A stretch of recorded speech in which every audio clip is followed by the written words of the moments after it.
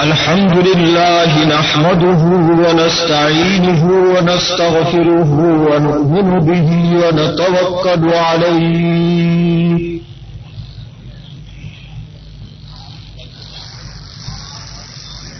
ونعوذ بالله من شرور أنفسنا ومن سيئات أعمالنا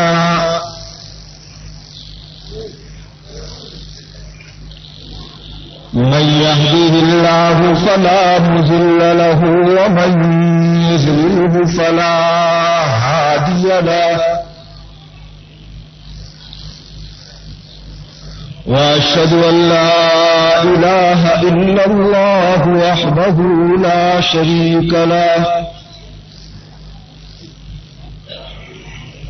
ونشهد أن سيدنا وسندنا ونبينا ومولانا محمد أرسله الله تعالى إلى كافة الناس بشيرا ونذيرا وداعيا إلى الله بإذنه وسراجا منيرا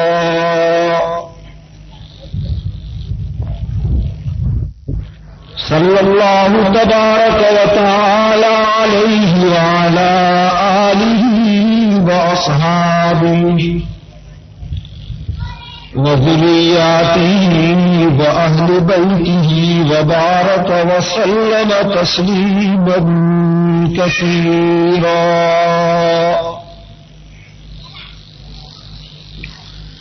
أعوذ بالله من الشيطان الرجيم بسم الله الرحمن الرحيم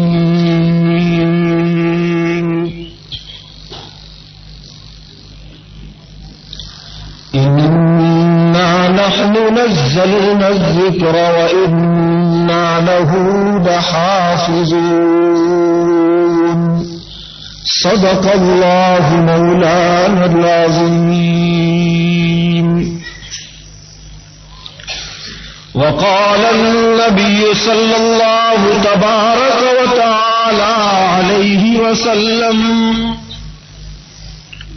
خيركم من تعلم القرآن وعلمه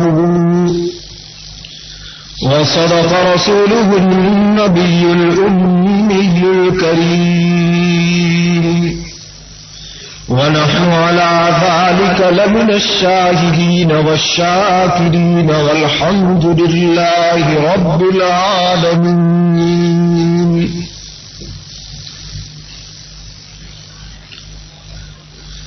يا صاحب الجمال ويا سيد البشر يا صاحب الجمال ويا سيد البشر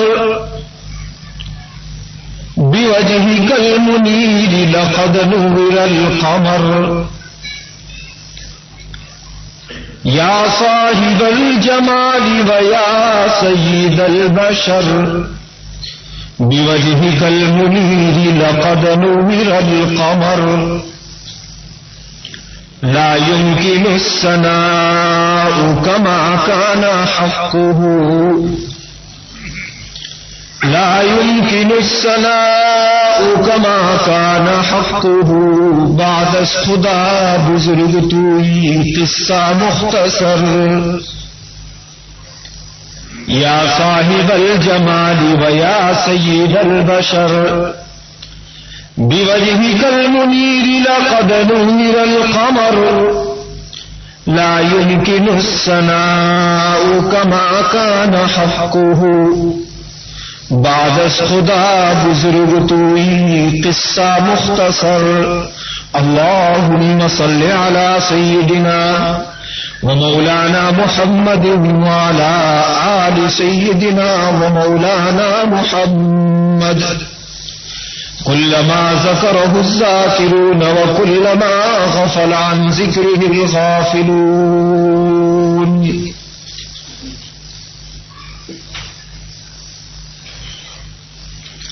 معزز علماء کرام اور میرے مسلمان دینی بھائیوں،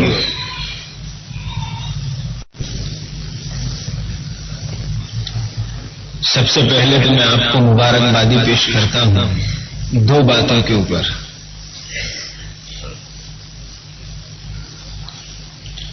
ایک مبارکبادی تو اس بات پر دینی ہے کہ اس سے پہلے بھی آپ کی سرزمین ولساڑ میں بندے کی حاضری ہوئی ہے، لیکن مجھے بہت اچھی طریقے سے یاد ہے کہ کبھی 11 بجے سے پہلے ہم نے تقریر شروع نہیں کی تھی. یعنی جس وقت پر لوگوں کی زلفیں اپنی کمر کو سلام کرتی ہے تب جا کر کے تقریر کا نمبر آتا تھا. یہ شاید میری زندگی میں ولساڑ میں پہلا موقع ہے کہ اس وقت پر میری گھڑی 10:08 بجا رہی ہے اور میں اپنی تقریر شروع کر رہا ہوں. حال یہ ہے کہ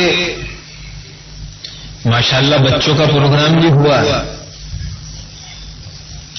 اور تقسیم انعامات کا سلسلہ بھی رہا، اس کے باوجود اتنے جلدی پروگرام شروع ہو رہا ہے. یہ واقعی قابل مبارکباد چیز ہے. آپ یہ نہیں سمجھے کہ میں غلطی کھا رہا ہوں کہ وہ کہیں گرمی کی سیزن ہو. مجھے ٹھیک یاد ہے کہ سردی کی موسم میں بھی ہم نے 11 بجے تقریر شروع کی ہے اسی ولساڑ کی سرزمین پر. تو ایک تو میں آپ کو مبارکبادی دے رہا ہوں. ایسے مقرروں کے سامنے دو قسم کے جلسے ہوتے ہیں. ایک جلسے ویسے ہوتے ہیں کہ 10 بجے ہم دعا ختم کر کے سونے کی تیاری کرتے ہیں. 7:45 بجے عشاء کی جماعت، 8:05 پر مسجد میں تقریر شروع اور 9:30 بجے 1.5 گھنٹہ تقریر کی چھٹی اور آدھے پونے گھنٹے کے اندر اپنی جگہ پر پہنچے اور جا کر کے سونے کی تیاری. اور ماشاءاللہ شہروں کے اندر ایسی تقریریں بھی کرتے ہیں کہ 12 میں 10 کم کو نمبر آتا ہے تقریر کرنے کا. جب 2 کانٹے ملتے ہیں اور بیوقوفی کا وقت شروع ہوتا ہے تب بھی تقریر کا وقت آتا ہے. ایسی بھی تقریریں کرتے ہیں. تو خیر آج بڑی خوشی کی بات ہے کہ 10:08 کے اوپر میں اپنی گفتگو کو شروع کر رہا ہوں. اور ایک دوسری مبارکبادی میں آپ کو یہ دینا چاہتا ہوں کہ ماشاءاللہ آپ حضرات نے یہ جو جلسہ منعقد کیا یہ دینی تعلیم کی نسبت سے جلسہ منعقد ہو رہا ہے. جبکہ آج فتنوں کا دور ہے، بے حیائی اور برائیوں کا ماحول ہے. اس ماحول کے اندر دین کی نسبت کے اوپر ایسے جلسے قائم کرنا واقعی قابل مبارکباد چیز ہے. اور الحمدللہ 10 تاریخ کو جب سے ہمارے مدرسے کا جلسہ ہوا مسلسل میں مکاتب کے جلسوں میں چل رہا ہوں. مکتب کے جلسے میں اتنا مجمع میں پہلی مرتبہ دیکھ رہا ہوں. یہ بھی میں آپ کو، حالانکہ احمد آباد شہر کے اندر بھی میں پروگرام کر کے آ رہا ہوں، لیکن مکتب کے جلسے کی نسبت سے اتنا مجمع پہلی مرتبہ دیکھ رہا ہوں. ہندوستان کی جنگ آزادی کے عنوان سے تو ہم نے ہزاروں کے سامنے تقریر کی بڑے شہروں میں، لیکن یہ ہے کہ دین کی تعلیم کی نسبت کے اوپر یہ پہلی مرتبہ اتنا مجمع اپنے سامنے میں دیکھ رہا ہوں. اس کے اوپر بھی میں آپ حضرات کو مبارکبادی پیش کرتا ہوں. جب وہ معصوم بچے مکالمہ کر رہے تھے تو میرے ذہن میں ایک بات یاد آ گئی اور وہیں سے اپنی تقریر کا پورا عنوان بھی بدل گیا ہے. اور ایسا ہی ہوتا ہے مکتب کے جلسوں کے اندر، سوچتے کیا ہے اور گاڑی کہاں چلتی ہے. اس معصوم بچے نے جو یہ سنایا کہ اگر ہم دینی کتابوں کو نہیں پڑھیں گے تو کہیں ایک وقت وہ نہ آ جائے کہ ہماری آنے والی نسل یہ سوال کرے کہ صدیق اکبر، ہو از صدیق اکبر اینڈ ہو از عمر فاروق، کہ عمر فاروق کون ہے، صدیق اکبر کون ہے. یہ آنے والی نسل کہیں سوال نہ کر بیٹھے. اس پر مجھے ابھی تازہ ترین 2 واقعے یاد آئے. میں آپ کو بطور عبرت کے وہ واقعے سناتا ہوں. ابھی کچھ دنوں پہلے سورت کی سیشنز کورٹ کے اندر ایک مقدمہ چلا تھا. ہمارے یہاں کے صدر مفتی صاحب اس مقدمے کے اندر تشریف لے جاتے تھے اور وہ مقدمہ یاروں کے ساتھ ہو رہا تھا حیال الفلاح کے ایک معمولی مسئلے کے اوپر کہ حیال الفلاح پر کھڑے ہونا چاہیے یا پہلے سے کھڑے ہونا چاہیے. معمولی سے جھگڑا اور وہ کورٹ کے اندر چل رہا تھا. تو جو سامنے والی پارٹی تھی وہ پارٹی والے بھی اور ان کا وکیل بھی یہ بار بار کہہ رہے تھے کہ امام ابو حنیفہ نے یہ لکھا ہے, امام ابو حنیفہ نے یہ لکھا ہے, امام ابو حنیفہ نے یہ لکھا ہے. اور ہمارا آدمی بھی جج کے سامنے یہی بات بیان کر رہا ہے کہ امام ابو حنیفہ نے یہ لکھا ہے, امام ابو حنیفہ نے یہ لکھا ہے. تو مسلم جسٹس کیا کہہ رہا ہے آپ سنیے. سیشنز کورٹ کے اندر اپنے آپ کو عقل مند کہنے والے وہ یوں کہہ رہے ہیں کہ اسٹاپ, تھوڑی دیر ذرا مقدمہ ٹھہرا. تو دونوں وکیل کو وہ کہہ رہا ہے اور وہ یوں کہہ رہا ہے کہ سوری ہماری کورٹ خرچہ دے گی لیکن ابو حنیفہ کو ذرا کورٹ میں بلا لو تھوڑی دیر کے لیے تاکہ نہ رہے بانس نہ بجے بانسری, جھگڑا ہی ختم ہو جائے. یہ بھی کہہ رہے ہیں کہ ابو حنیفہ نے یہ لکھا, یہ بھی کہہ رہے ہیں کہ ابو حنیفہ نے یہ لکھا. تو مسٹر ابو حنیفہ کو یہیں پر بلا لو تاکہ میں اس کو پوچھ لوں کہ سچی بات کیا ہے اور جھگڑا ہی ختم ہو جائے. تب اس جج کو سمجھایا گیا کہ ابو حنیفہ تو آج 1300 برس ہو گئے, 13 سینچری گزر چکی, 1300 برس پہلے دنیا کے اندر وہ تو تھے, اس وقت پر نہیں ہے. اگر وہ ہوتے تو یہ جھگڑا ہی نہ ہوتا. تو آپ اندازہ لگائیے اس کے اوپر سے کہ آج امت کا گریڈ کتنا نیچے اتر چکا ہے. ایک دوسرا واقعہ میں آپ کو بتلاؤں کہ ایک ہمارا بچہ, ہمارا کا مطلب ایک مسلمان بچہ ایک کانوینٹ اسکول کے اندر پڑھنے کے لیے جا رہا تھا, جس کا آج ہر مسلمان کو ایک جنون چڑھا ہے کہ اپنی اولاد کو اگر تعلیم دینی ہے تو کانوینٹ اسکول کی دینی ہے. ہم مولوی لوگ انگلش تعلیم کی مخالفت نہیں کرتے, سوری آپ معاف کرنا, ہم ہرگز ویروधी نہیں ہیں, لیکن یہ ہے کہ اسلامی ماحول کے اندر انگلش تعلیم ملنی چاہیے. یہ میرے الفاظ آپ یاد رکھیں. اسلامی ماحول کے اندر انگلش تعلیم ملے, سائنس کی ٹیکنالوجی کی تعلیم ملے, ہم چاہتے ہیں اس کو. بلکہ میرے جیسا باغی ذہن تو یوں کہتا ہے کہ 50 لاکھ روپے کی ڈیکوریٹ مسجد بنانے کے بجائے, 50 لاکھ روپے کی ڈیکوریشن والی مسجد بنانے کے بجائے 25 لاکھ روپے کی سادی سمپل مسجد بناؤ اور 25 لاکھ روپے کی مسلم کالج قائم کرو. یہ باغی ذہن کہتا ہے. بہت سے لوگوں کو یہ میری بات کڑوی لگتی ہے, لیکن یہ مولویوں کے لباس میں رہتے ہوئے میں ایسی باغی باتیں کہہ دیا کرتا ہوں کہ 50 لاکھ روپے کی ڈیکوریٹ مسجد بنانے کے بجائے 25 لاکھ کی سادی سمپل مسجد بناؤ اور 25 لاکھ روپے لگا کر کے ایک اسلامی ماحول والی English school, English medium school, English high school اور کالج قائم کرو, مسلم ہاسپٹلس قائم کرو, مسلم ٹیکنیکل انسٹیٹیوٹ قائم کرو. آج ضرورت ہے اس کی, اور اسلام منع نہیں کرتا. اکبر الہ آبادی نے بہت اچھی بات کہی ہے. فرمایا کہ تم شوق سے کالج میں پڑھو. اکبر الہ آبادی فرماتے ہیں کہ تم شوق سے کالج میں پڑھو, جائز ہے کہ غباروں پہ اڑو.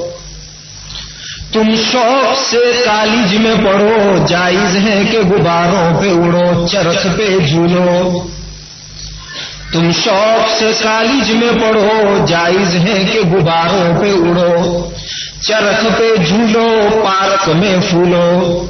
پارک میں بھی جاؤ, تفریح کرنے کے لیے بھی نکلو, کالج میں بھی پڑھو, سب کچھ کرو, پر ایک بات بندے عاجز کی رہے یاد. اکبر الہ آبادی فرماتے ہیں پر ایک بات بندے عاجز کی رہے یاد کہ اللہ کو اور اپنی حقیقت کو نہ بھولو. ضرور جاؤ کالج میں, ہم منع نہیں کرتے کہ نہ جاؤ وہاں پر, لیکن یہ ہے کہ فرسٹ ہم یہ سوچیں کہ وی آر مسلمس, ہمارا پہلا فریضہ ہم ہے کہ ہم مسلمان ہیں. اور اس کے بعد ہم سب کچھ ہے. پہلے ہم مسلمان ہیں، اس کے بعد ہم سب کچھ ہے. چنانچہ اکبر الہ آبادی کی کلیات اس وقت تو ہندوستانی گورنمنٹ نے چھاپی بہت خوبصورت انداز میں. تو اکبر کے بیٹے، بڑے بیٹے جو تھے وہ آکسفورڈ یونیورسٹی کے اندر پڑھنے کے لیے گئے تھے. ہم مولوی لوگ بھی جانتے ہیں آکسفورڈ یونیورسٹی کو، کیمبرج کو ہم جانتے ہیں. تو اکبر الہ آبادی کے بیٹے جو ہے آکسفورڈ یونیورسٹی کے اندر پڑھنے کے لیے گئے تھے. تو جب جا رہے تھے تو انہوں نے اپنے ابا جان سے کہا کہ ابا جان کوئی نصیحت کرو، میں آکسفورڈ یونیورسٹی پڑھنے کے لیے جا رہا ہوں. تو اکبر الہ آبادی بڑے شاعر تھے، تو انہوں نے بہت اچھی بات کہی. اپنے بیٹے کو ایک چھوٹا سا شعر کہا، اس کے اندر بہت بڑا سبق ہے. میں اپنے ہم عمر نوجوان بھائیوں کو وہ شعر نظر کرتا ہوں. اکبر الہ آبادی نے کہا تھا کہ بیٹے آکسفورڈ تو جا رہے ہو، لیکن یہ میری بات یاد رکھنا کہ حسینائے عدو اتقا کا سامنا ہوگا. اکبر نے کہا تھا کہ حسینائے عدو اتقا کا سامنا ہوگا. اتقا یعنی کہ تقوی، اللہ کا ڈر. اور حسینہ کا مطلب ہے میم صاحبہ، کرسچن مس. تو اکبر الہ آبادی نے کہا تھا کہ حسینائے عدو اتقا کا سامنا ہوگا، میں اس کو دیکھوں گا وہ میرا ایمان دیکھے گی. میں اس کو دیکھوں گا وہ میرا ایمان دیکھے گی. تو بیٹے جانا ضرور، لیکن وہ کٹ زلفوں میں پھنس کر کے اپنے ایمان کا سودا مت کر دینا ہے، اتنا ضرور یاد رکھنا ہے. یہ اکبر الہ آبادی نے اپنے بیٹے سے فرمایا تھا. اور شاعر مشرق علامہ اقبال کو بڑی کھلی تلوار چلا گئے ہیں. کیا فرما گئے؟ فرمایا کہ گزرنے والا ستاروں کی گزرگاہوں کا، گزرنے والا ستاروں کی گزرگاہوں کا، اپنے افکار کی دنیا میں سفر کر نہ سکا. سمجھتے ہو نا، گزرنے والا ستاروں. آج کل اردو کی زبان کی بھی بڑی کڑکی چل رہی ہے. ایک طرف ہم کہہ رہے ہیں کہ ہماری اسلامک لینگویج اس وقت کے اوپر اردو ہے ہندوستان میں، پھر اس کی کڑکی بھی چلتی ہے. چنانچہ ایک جگہ پر مکتب کے اندر امتحان لیتے ہوئے ایک مول صاحب نے ایک بچے کو پوچھ لیا کہ بیٹا بیت الخلا جانے کی دعا کیا ہے؟ تو کہتا ہے کہ مول صاحب میری خالہ کا نام بیتو نہیں ہے، آمینہ خالہ ہے. بڑی کڑکی چل رہی ہے زبان کی بھی آج کل. تو آپ سمجھ رہے ہوں گے کہ ستاروں کی گزرگاہ کا مطلب ہوتا ہے اسپیس شٹل کا سفر کرنے والا، جو چاند پر جانے کا دعویٰ کر رہا ہے، جو منگل پر جانے کا دعویٰ کر رہا ہے، جو اوکاش یان میں اڑنے کا دعویٰ کر رہا ہے، جو سیٹلائٹ میں اڑنے کی باتیں کر رہا ہے. اس کے متعلق شاعر مشرق علامہ اقبال فرماتے ہیں، فرمایا کہ گزرنے والا ستاروں کی گزرگاہوں کا، اپنے افکار کی دنیا میں سفر کر نہ سکا. جس نے سورج کی شعاعوں کو گرفتار کیا، زندگی کی شب تاریخ سحر کر نہ سکا. جس نے سورج کی شعاعوں کو گرفتار کیا، زندگی کی شب تاریخ سحر کر نہ سکا. سورج کی شعاع یعنی کہ یہ سورج کی کرنیں. آج کل وہی سب چیزیں آ رہی ہیں، سولار کوکر، سولار کیلکولیٹر، اور اب تو سولار کار بھی آ رہی ہے. بہت آگے زمانہ چل رہا ہے. سولار سسٹم، سولار ہیٹر گھروں کے اوپر لگے ہوئے ہوں گے، سولار کیلکولیٹر اور سولار کار کا اب تو زمانہ آ رہا ہے، یعنی کہ سورج کی گرمی سے چلنے والے. تو علامہ اقبال فرماتے ہیں کہ جس نے سورج کی شعاعوں کو گرفتار کیا، زندگی کی شب تاریخ سحر کر نہ سکا. یعنی سورج کی کرنوں کو تو گرفتار کر لیا، قابو میں لایا، اور اس کے ذریعے سے گاڑیاں بھی چلائی، سیٹلائٹ بھی اڑا دیے، لیکن اپنی اندھیری زندگی کو چمکا نہیں سکا. ایمان اور عقیدے کی لائن کو صاف نہیں کر سکا، اس کو چمکا نہیں سکا. تو تو شاعر مشرق فرماتے ہیں کہ جس نے سورج کی شعاعوں کو گرفتار کیا زندگی کی شب تاریخ سحر کر نہ سکا، اپنی حکمت کی خموں پیچ میں الجھا ایسا، اپنی حکمت کی خموں پیچ میں الجھا ایسا کہ آج تک فیصلہ نفع و ضرر کر نہ سکا، اپنی حکمت کے خموں پیچ میں الجھا ایسا کہ آج تک فیصلہ نفع و ضرر کر نہ سکا۔ یعنی یہ کیوں ریسرچ پر ریسرچ کرتا گیا، تحقیق پر تحقیق کرتا گیا، پانی تو پانی سے کیا اور اس سے کیا اور اس سے کیا۔ ہمارے مولانا ابرار صاحب رحمۃ اللہ علیہ ایک لطیفہ سنایا کرتے تھے کہ یہ سائنٹسٹوں کی عقل جو ہے گھٹنوں کے اندر ہوتی ہے۔ فرماتے کہ ایک سائنٹسٹ بیچارے جو ہے ریسرچ کرتے کرتے جو ہے ایک گاؤں میں چلے گئے۔ مولانا فرماتے تھے یہ لطیفہ کہ ایک گاؤں میں چلے گئے۔ آپ نے دیکھا ہوگا ولیج لائف کو، گاؤں کی زندگی کو کیسی ہوتی ہے کہ کچے مکان بنے ہوتے ہیں، جھپڑیاں بنی ہوئی ہوتی ہیں۔ تو ایک جھپڑی اس نے دیکھی، تھے سائنٹسٹ، اور جھپڑیوں کے اوپر آپ نے دیکھا ہوگا کہ وہ جو بھینس اور گائے پاخانہ کرتی ہے تو گاؤں کی عورتیں اس کو اٹھا کر کے اس کے چھانے بناتی ہیں، اردو میں اوپلے کہتے ہیں، گجراتی میں چھانے اس کو کہتے ہیں۔ اس کو عورتیں جو ہے روٹلے کی شکل بناتی ہے اور اس کو دیواروں پر سکھانے کے لیے چپکا دیتی ہے تاکہ گرمی کے موسم کے اندر ان کے لیے جلانے کے لیے کام آئے۔ چھانے جس کو شہر میں تو بہت سو نے دیکھا بھی نہیں ہوگا، جنہوں نے دیہاتی زندگی دیکھی ہے وہ اچھی طریقے سے اس کو سمجھ سکتے ہیں۔ تو شہر دیہات کی عورتیں وہ چھانے کو تھاپ کر کے دیوار پر چپکا دیتی ہے سکھانے کے لیے۔ تو وہ بیچارہ سائنٹسٹ گیا تو اس کی عقل حیران رہ گئی، دیوار کے سامنے، وہ کچی دیوار کے سامنے کھڑا ہو گیا اور ریسرچ کرنے لگا۔ 2 گھنٹے 3 گھنٹے گزر گئے، وہاں سے ہٹنے کا نام نہیں لیتا۔ تو کوئی دیہات کے مگن بھائی سیدھے سادے دھوتیا پہن کر کے وہاں سے نکلے اور مسٹر سوٹ بوٹ کوٹ ٹائی کو دیکھ کر کے پوچھا کہ مسٹر آپ کیا ریسرچ کر رہے ہیں؟ تو کہا کہ میں یہ ریسرچ کر رہا ہوں کہ یہ بھینس دیوار پر گئی کیسے ہوگی، اور پھر یہ تو ہے کچی دیوار، اس کچی دیوار کے اوپر بھینس گئی کیسے ہوگی۔ اور دوسرا میرا سوال یہ ہے کہ ایسی خاص سائز کے اندر اس نے پاخانہ کیوں کیا ہوگا، اسپیشل سائز کیسے اس نے بنائی؟ کوئی فرما لگایا تھا اس کے پاخانے کی جگہ کے اوپر کہ جس فرمے کے اندر اس نے اسپیشل سائز کے اوپر پاخانہ کیا ہو؟ ایک ایسی چپک گئے، ایسی ان کی عقل گھٹنے کے اندر ہوتی ہے۔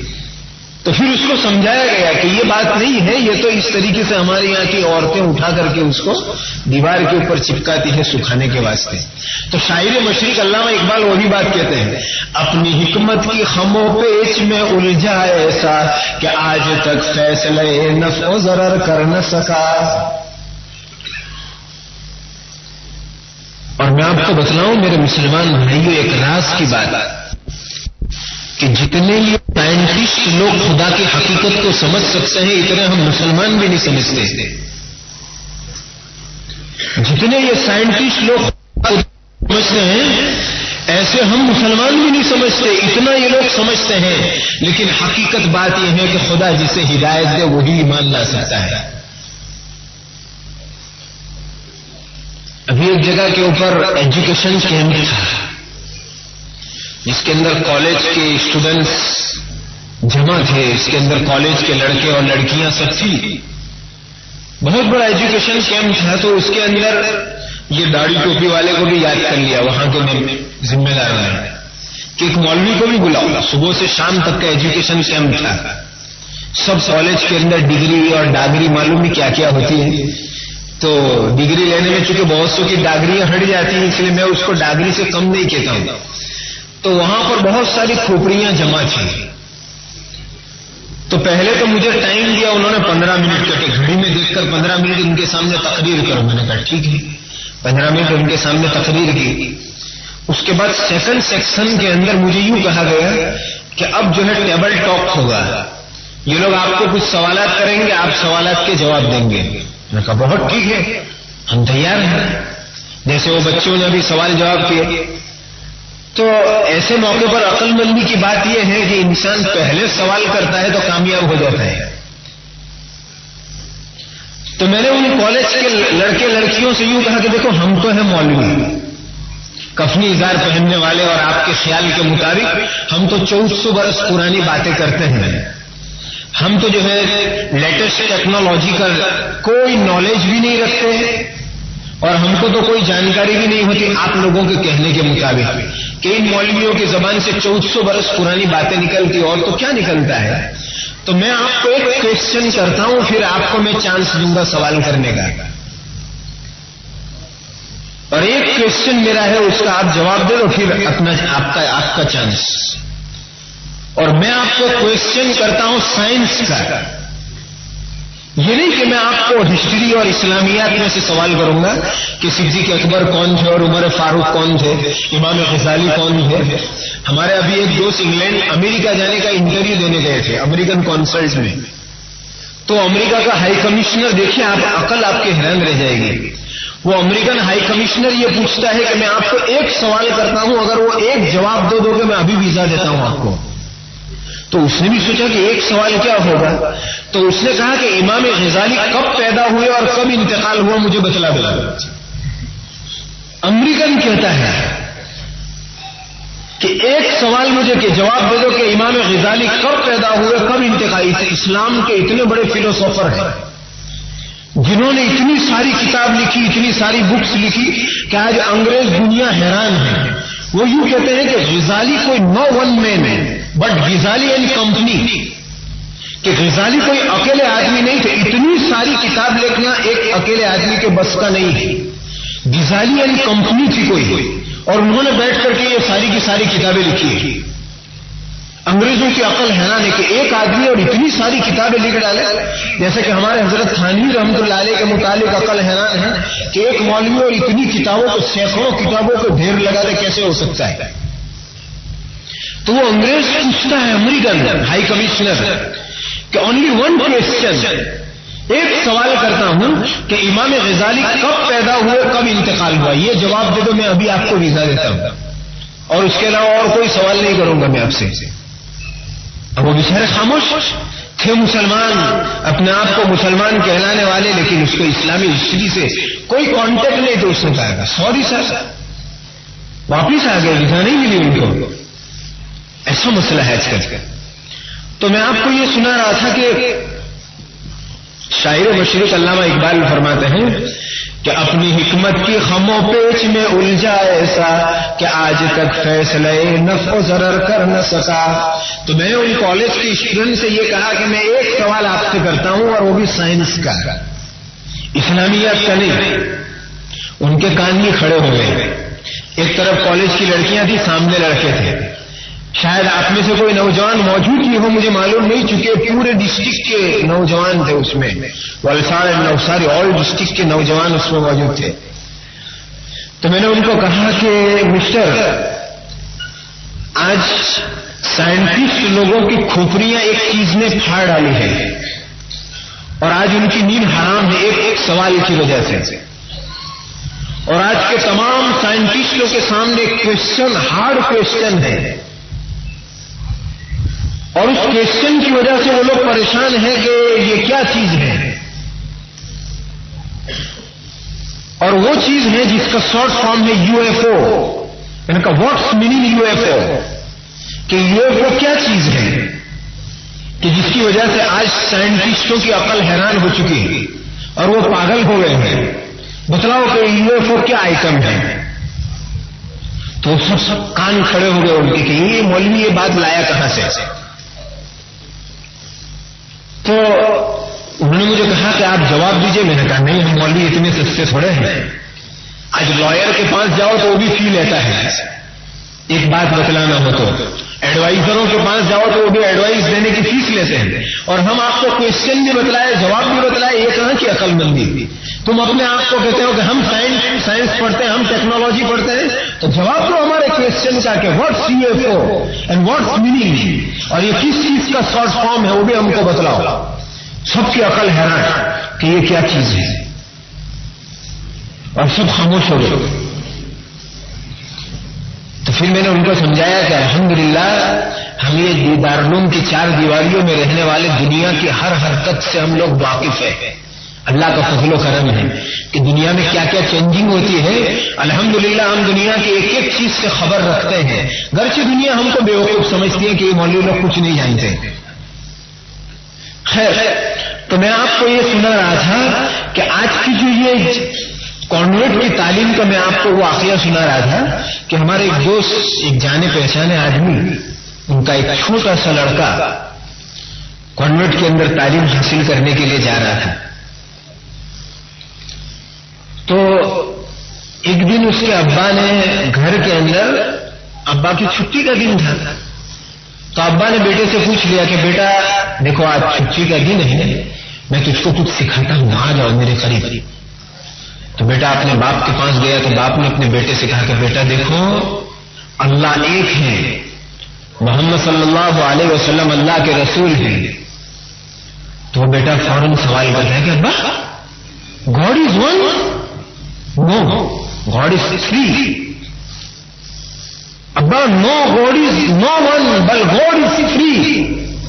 ابا جان آپ تو مجھے یوں کہہ رہے ہیں کہ اللہ ایک ہے. نہیں، اللہ تو تین ہے. اب اس کے باپ کے کان کھڑے ہو گئے کہ میرا بیٹا کیا کہہ رہا ہے. تو باپ پوچھتا ہے کہ وہ تین گاڈ کون ہیں؟ تو وہ بیٹا فٹافٹ جواب دیتا ہے کہ ابا one God then mother Mary and second then عیسو اینڈ تھرڈ دین گاڈ اللہ. کہ میرے ابا جان تین خدا ہے، ایک تو مدر میری جس کو مریم علیہ السلام، جس کو ہم کہتے ہیں کرسچن جن کو مدر میری کہتے ہیں، کہ ایک خدا تو وہ، اور دوسرے خدا کون؟ تو کہا عیسو، وہ دوسرا خدا، اور تیسرا خدا وہ اللہ. تین خدا. No God is no one بل تھری گاڈ.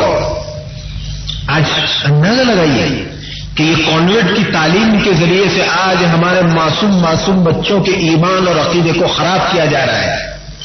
آپ کبھی ان کا انسپیکشن لیں، ان کی تعلیم کی آپ جانچ کریں کہ ہمارا بچہ آج کس جگہ کے اوپر پہنچا ہوا ہے.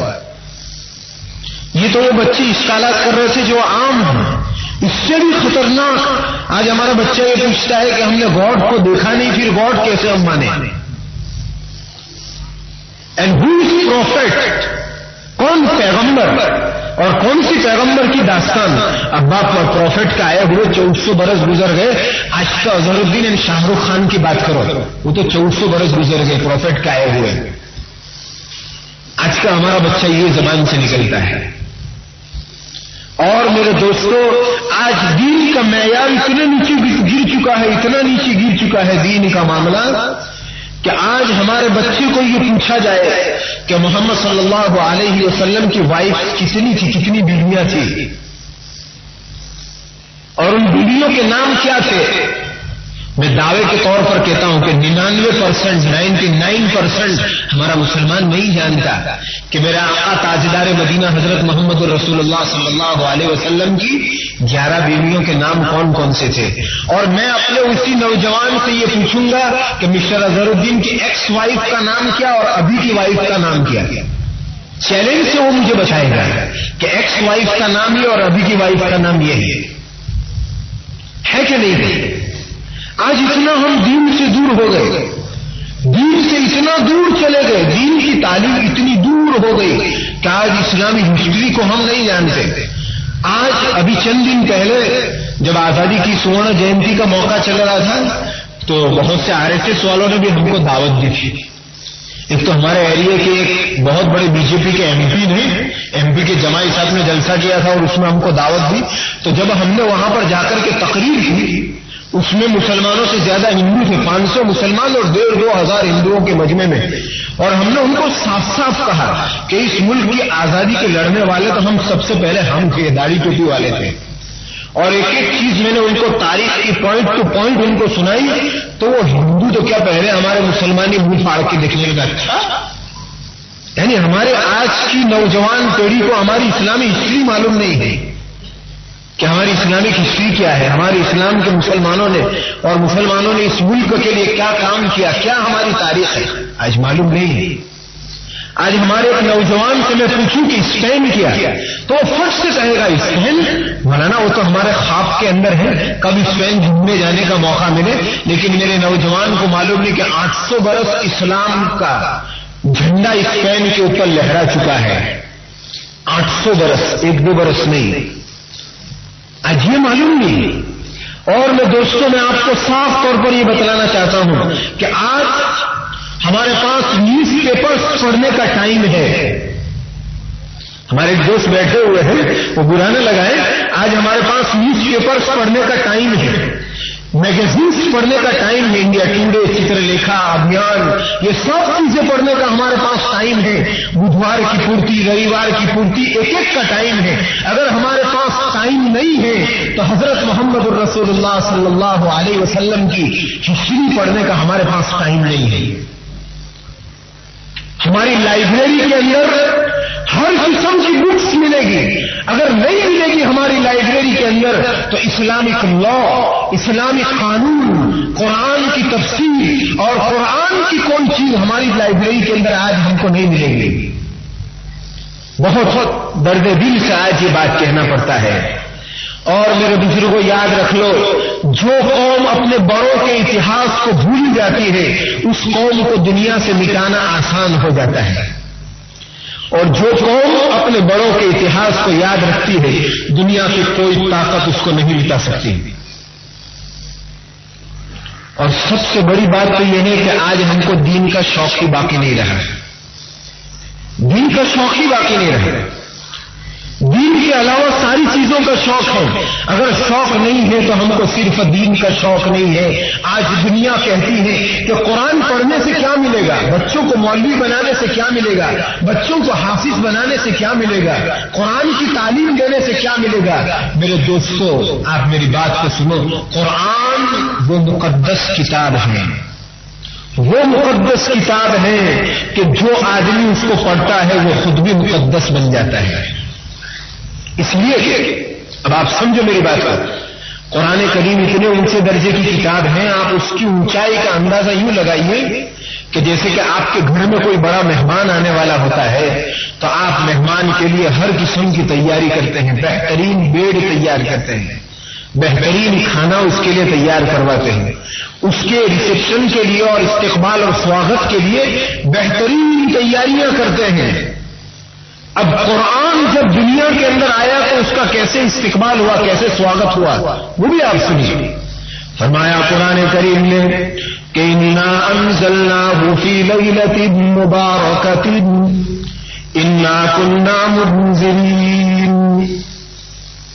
دوسری جگہ پر ارشاد ہوا کہ شہر رمضان الذی انزل فیہ القرآن ھدی للناس وبینات من الہدی والفرقان. کہ رمضان کا بابرکت مہینہ، کہ اس مہینے کے اندر ہم نے قرآن کریم کو اتارا.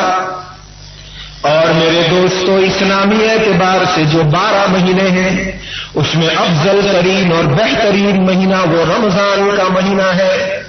12 جو مہینے ہیں اسلامی اعتبار سے، جیسے کہ انگلش میں آتا ہے جنوری، فیبروری، مارچ، اپریل، ایسے اسلام میں بھی آتا ہے محرم، صفر، ربیع الاول، ربیع الاخر، جمادی الاول، جمادی الاخر.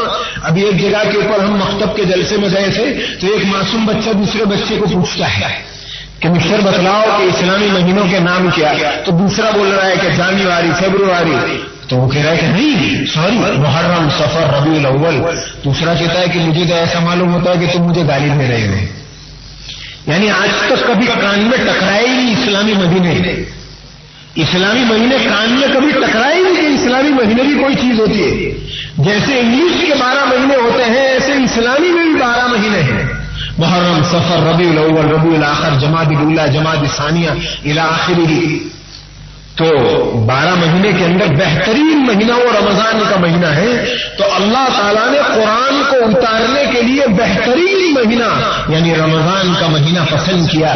اندازہ لگاؤ کہ قرآن کی اللہ کے یہاں کتنی قیمت ہوگی کہ بہترین اور بابرکت مہینہ رمضان کا پسند کیا گیا ہے. فرمایا کہ شہر رمضان الذی انزل فیہ القرآن، رمضان کا بابرکت مہینہ کہ اس کے اندر ہم نے قرآن کریم کو اتارا. اور رمضان بھی رمضان تو پورا مہینہ ہے. کیسا مہینہ؟ 29 دن کا مہینہ ہے. 30 کا مہینہ تو مسلمانوں کو ہضم ہوتا ہی نہیں ہے. رمضان 30 کا مسلمانوں کو ہضم ہوتا ہی نہیں. کہیں سے بھی کھینچ تان کے 29 کی گواہی لاؤ اور عید کرو. چنانچہ میں نے اپنے پیر و مرشد حضرت اقدس قبلہ فقیہ الامت مفتی محمود حسن صاحب گنگونی نور اللہ مرقدہ سے سنا کہ ایک دودھ بیچنے والا دیوبند کے اندر سب سے زیادہ رمضان عید کی فکر ہوتی ہے دودھ بیچنے والوں کو. چونکہ سب سے زیادہ ان کی سیل جو ہوتی ہے بیچنا جو ہوتا ہے دودھ کا سیر خرما بنانے کے لیے، چونکہ امت اس کو فرض عین سمجھتی ہے. عید کے دن شیر خورما بنانا امت اس کو فرض عین سمجھتی ہے کہ شیر خورمے کے بغیر تو عید ہوتی ہی نہیں ہے. تو ایک دودھ کا بیچنے والا چرواہا کہا کہ اس نے 22 برس تک جھوٹی گواہی سے عید کروائی تھی. 22 برس تک. لیکن دوستو اللہ کے یہاں سے پکڑ جو آتی ہے وہ بھی خطرناک پکڑ آتی ہے. اس کی موت ایسے آئی کہ ایک بیل نے اس کو لات مار کر کے زمین پر گرایا اور اس کے پیٹ میں سینگ ڈبو دیا. بیل نے اس کو گرایا زمین کے اوپر اور سینگ اس کے پیٹ میں گرا دیا اور اس حال کے اندر انتڑیوں میں سے انتڑیاں باہر نکل گئی. پیٹ پھوٹ کر کے چیر کر کے باہر آ گیا اور ریبا ریبا کر زمین پر تڑپ تڑپ کر کے مرا ہوا. ایسی اس کی موت آئی. دنیا میں اللہ بتا دیتے ہیں. تو سب سے بہترین مہینہ رمضان کا قرآن اتارنے کے لیے اللہ نے پسند کیا. اور رمضان کی بھی 29 راتیں ہیں. اس میں سب سے بہترین رات کون سی رات؟ فرمایا کہ انا انزلناہ فی لیلۃ القدر وما ادراک ما لیلۃ القدر لیلۃ القدر خیر من الف شہر. کہ بے شک ہم نے قرآن کریم کو اتارا ہے بابرکت اور عزت والی رات کے اندر. رمضان کی 30 راتوں میں سب سے بہترین رات وہ شب قدر کی رات ہے. اس شب قدر کی رات کے اندر ہم نے قرآن کریم کو دنیا کے اندر اتارا. دوسری جگہ پر فرمایا کہ انا انزلناہ فی لیلۃ مبارکۃ. بے شک ہم نے قرآن کریم کو اتارا ہے ایک بابرکت رات کے اندر اور وہ بابرکت رات شب قدر کی رات ہے. رمضان آ رہا ہے اور شب قدر یعنی کون سی؟ امت نے گانٹھ باندھی ہے کہ 27 شب قدر ہوگی. یعنی اللہ کے اوپر فرض کرے کہ اللہ 27 کے بغیر شب قدر بھیجنے کی نہیں. تجھے بھیجنا ہو تو شب قدر 27 کو بھیج، اس کے علاوہ نہیں. حالانکہ شب قدر 27 میں آنا ضروری نہیں ہے. شب قدر تو کوئی بھی رات ہو سکتی ہے اور خاص کر کے رمضان کی آخری 10 راتوں میں سے کوئی بھی ایک رات شب قدر ہو سکتی ہے. 27 کی جو گانٹھ امت نے باندھ دی ہے وہ غلط ہے. تو رمضان جیسا بابرکت مہینہ وہ قرآن کے اترنے کے لیے اللہ نے پسند کیا. اور بابرکت مہینے کے اندر بھی سب سے بہترین رات شب قدر کہ یہ ایک رات کا ثواب 1000 مہینے کے برابر ہوتا ہے. ایسی مبارک رات اللہ نے قرآن کے اترنے کے لیے پسند فرمائی. ایک قدم اور آگے چلیے. زمین کیسی پسند کی قرآن اترنے کے لیے؟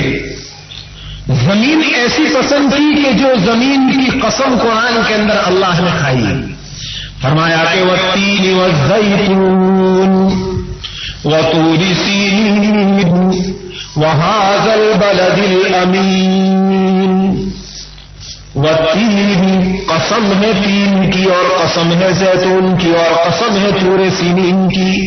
وہذا البلد الامین اور قسم ہے اس پاکیزہ شہر کی جس پر میرا محبوب محمد عربی صلی اللہ علیہ وسلم چلا کرتے ہیں.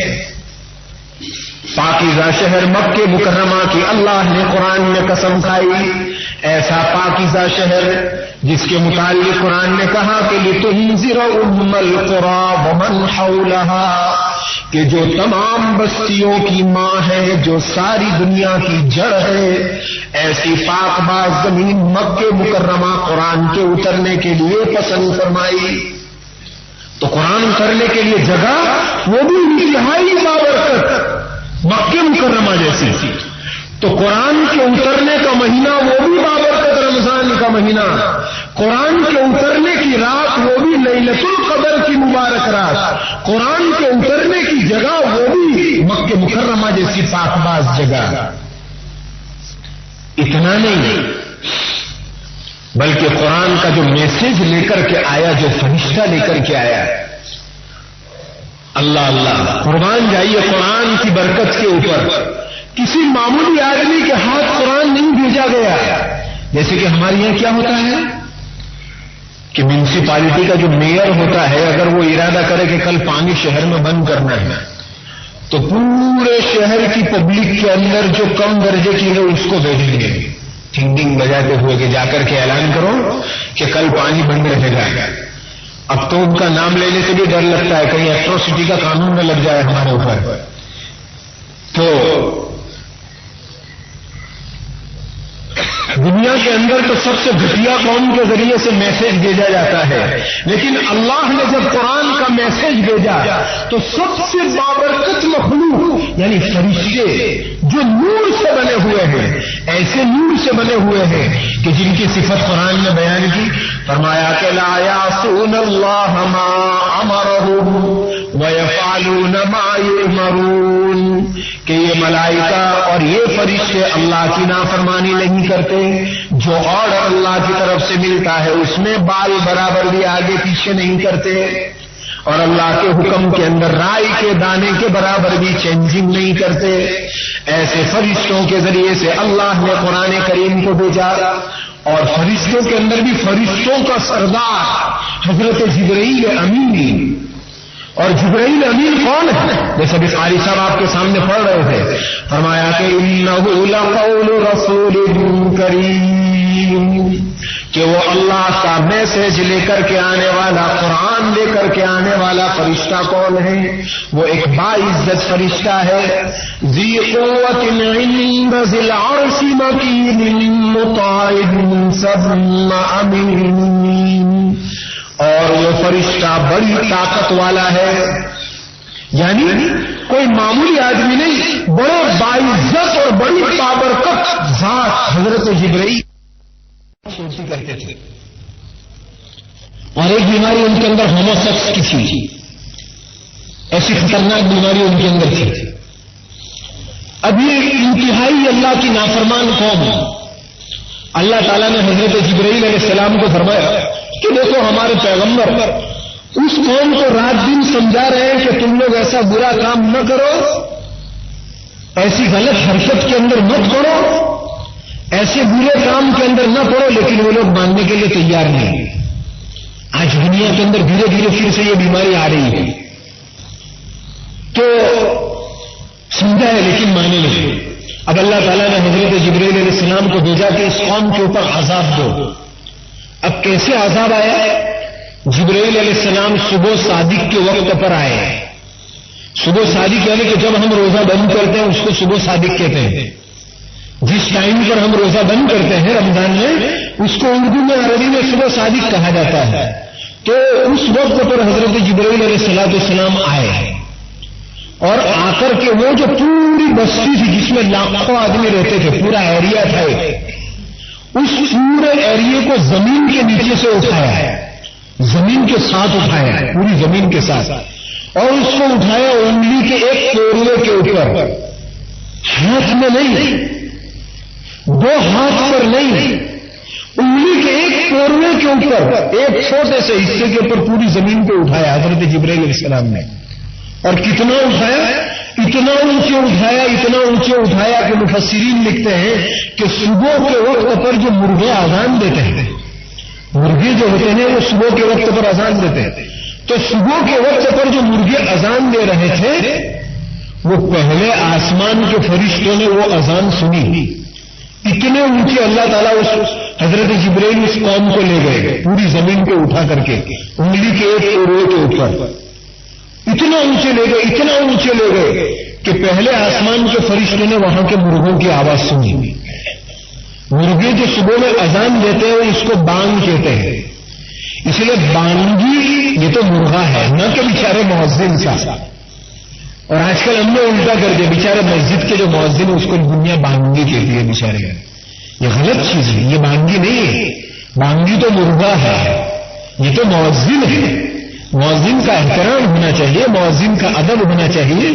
حدیث میں آتا ہے کہ مؤذن لوگ کل قیامت کے دن جیسے کہ ٹاور ہوتے ہیں ایسے اونچی اونچی گردن والے ہوں گے اور پورے میدان قیامت کو دیکھتے ہوں گے کون کہاں ہے، کون کس حال کے اندر ہے. المؤذنون طولهم اعناقا ليوم القیامہ او کما قال علیہ الصلوۃ والسلام. کل قیامت کے دن لمبی لمبی گردن والے ہوں گے اور پورے مجمع کو دیکھتے ہوں گے. بڑا اعزاز ہوگا اللہ کے یہاں ان کا.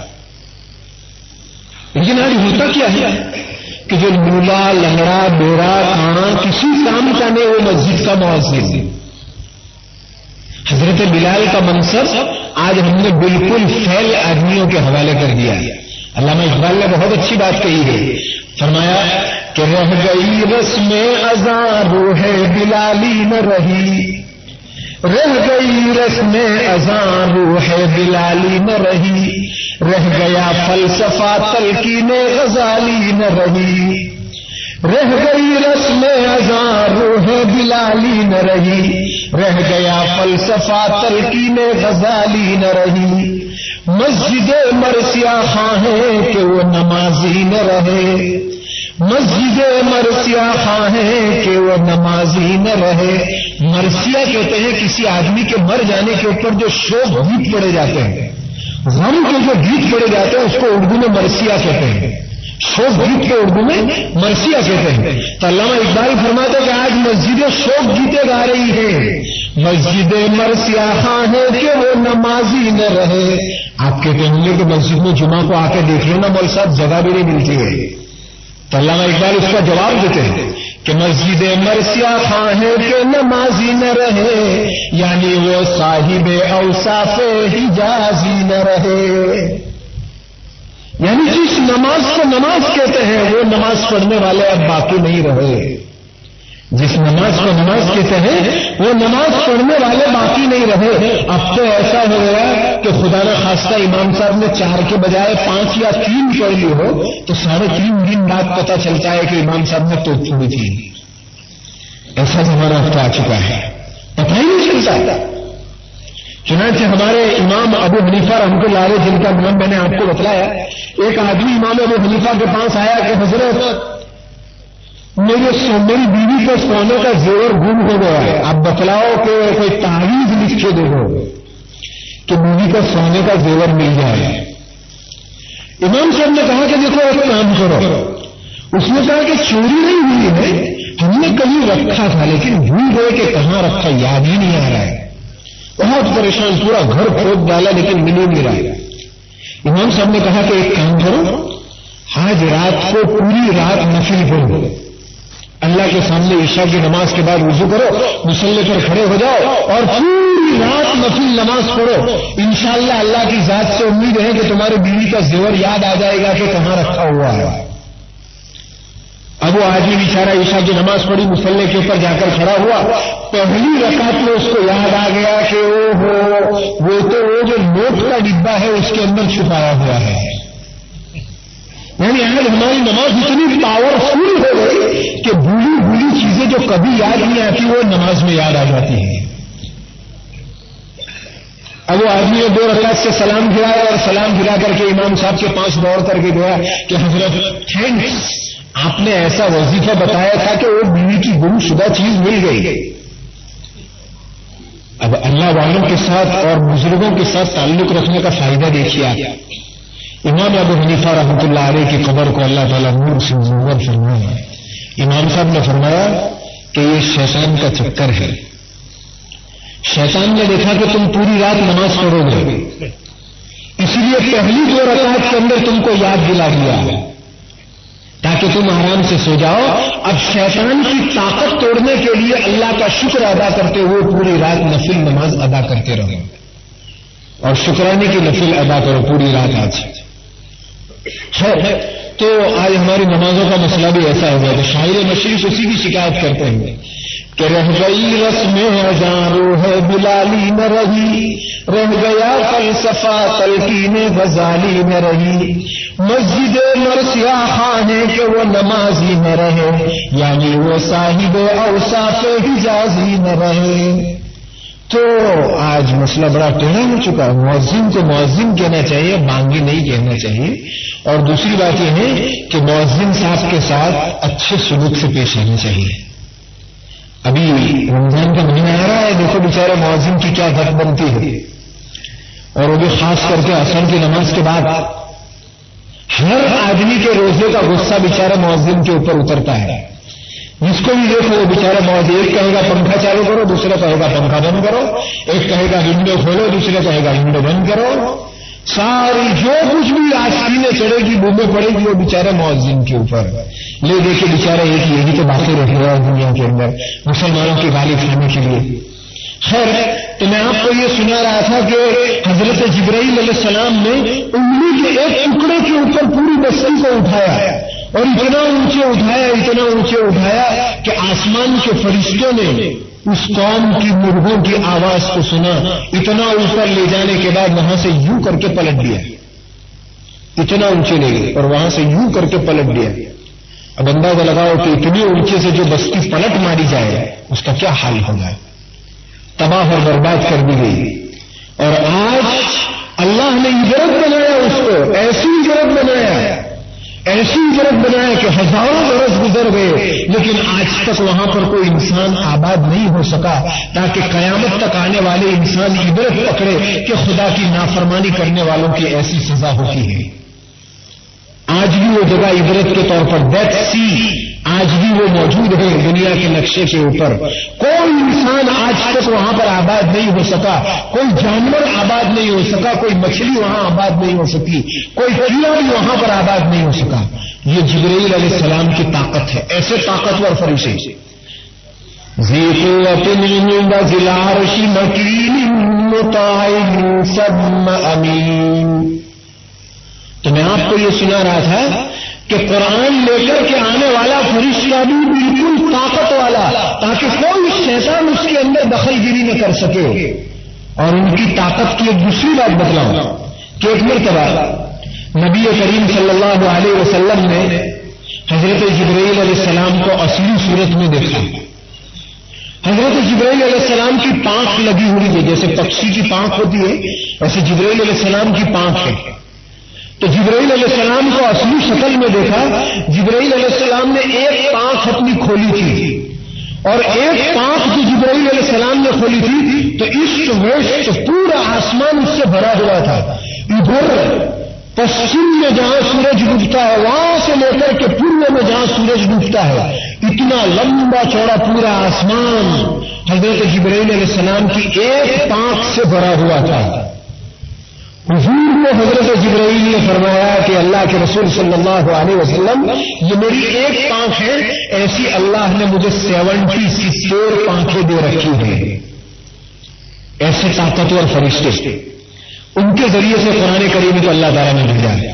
تو فرمایا کہ قرآن کریم میں فرمایا اللہ تعالیٰ نے کہ ذی قوت عند ذی العرش مکین مطاع ثم امین، کہ یہ قرآن بھیجا ہم نے جبرائیل جیسے بابرکت فرشتے کے ذریعے سے۔ تو قرآن اتارا گیا رمضان جیسے بابرکت مہینے میں، قرآن اتارا گیا شب قدر جیسی بابرکت رات میں، قرآن اتارا گیا مکہ جیسی بابرکت زمین کے اوپر، قرآن اتارا گیا جبرائیل امین جیسے بابرکت فرشتے کے ذریعے سے۔ ہر طرف بابرکت، اور جس پر قرآن اتارا گیا وہ ذات بھی بابرکت۔ کیسی بابرکت ذات؟ میرے آقا تاجدار مدینہ حضرت محمد مصطفیٰ صلی اللہ علیہ وسلم، جن کی شان کے اندر میں نے شروع میں آپ کے سامنے وہ شعر پڑھے تھے، وہ بابرکت ذات۔ فرمایا کہ یا صاحب الجمال و یا سید البشر، اے حسن و جمال کے مالک، اے انسانوں کے سردار، اے حسن و جمال کے مالک، اے انسانوں کے سردار، یا صاحب الجمال ویا سید البشر بوجهک المنیر لقد نور القمر. آپ کے منور چہرے سے تو آسمان کا چاند بھی چمکتا ہوا نظر آتا ہے. شمائل کی ایک حدیث میں ایک صحابی نقل کرتے ہیں کہ 14ویں رات مدینہ کے اندر تھی اور اندھیری رات میں اور میرے آقا محمد صلی اللہ علیہ وسلم ایک اوٹے کے اوپر بیٹھے ہوئے تھے اور میرے آقا محمد رسول اللہ صلی اللہ علیہ وسلم نے یمنی چیکس والی چادر اوڑھی ہوئی تھی. میں اور میرے آقا بیٹھے ہوئے تھے. اور صحابی کہتے ہیں کہ میں ایک نظر اپنے آقا کے چہرے کو دیکھتا ہوں اور دوسرے نظر 14ویں کے چاند کو دیکھتا ہوں اور اس کے بعد میری عقل یہ کہتی ہے کہ قسم ہے اس ذات کی جس کے قبضے میں میری ذات ہے کہ یہ 14ویں کا چاند جو چمک رہا ہے میرے آقا کے چہرے سے بھیک مانگ کر کے چمک رہا ہے. اگر میرے آقا اپنے چہرے کے اوپر پردہ ڈال دے تو یہ چاند بھی کالا پڑ جائے اور سورج بھی اندھیرا ہو جائے. ایسا چمکدار چہرے والے میرے آقا. تو فرمایا ابن جوزی نے کہ یا صاحب الجمال ویا سید البشر بوجهک المنیر لقد نور القمر. اور آپ کے بابرکت چہرے سے چاند بھی چمکتا ہو گیا. لا يمكن الثناء كما كان حقه. آپ کی تعریف کرنا کسی انسان کے بس کی بات نہیں ہے صلی اللہ علیہ وسلم. آپ کی تعریف کرنا کسی انسان کے بس کی بات نہیں ہے. بہت تو انسان یہ کہہ سکتا ہے کہ بعد از خدا بزرگ تو یہ قصہ مختصر کہ اگر اللہ کے بعد کسی کی کرسی نظر آتی ہے تو وہ محمد عربی صلی اللہ علیہ وسلم کی کرسی ہے. ایسی بابرکت ذات اللہ اکبر. ایک موقع کے اوپر دشمنوں کے ساتھ کمپرومائز ہو رہی تھی. صلح حدیبیہ کا موقع تھا. دشمنوں کے ساتھ کمپرومائز ہو رہی تھی اور بڑے بڑے عقل مند دشمن آ رہے تھے کمپرومائز کرنے کے لیے.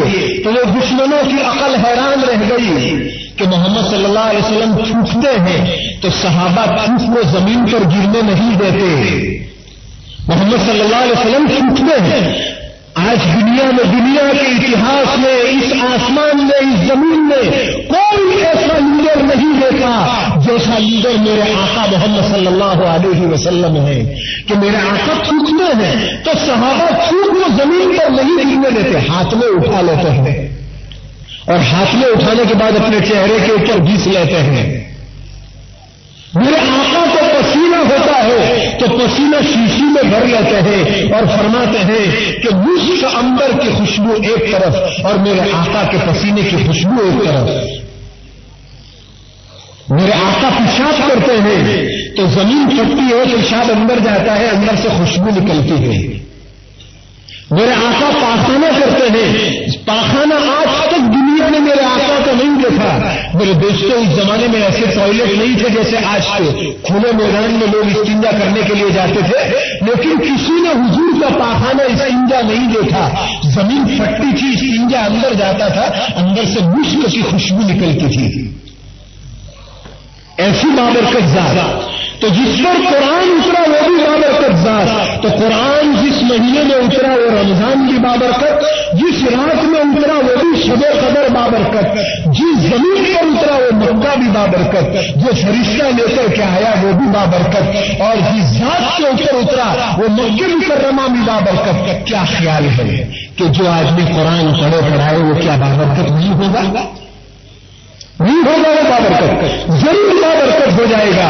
جو قرآن پڑھے گا, جو قرآن پڑھائے گا وہ بھی بابرکت ہو جائے گا.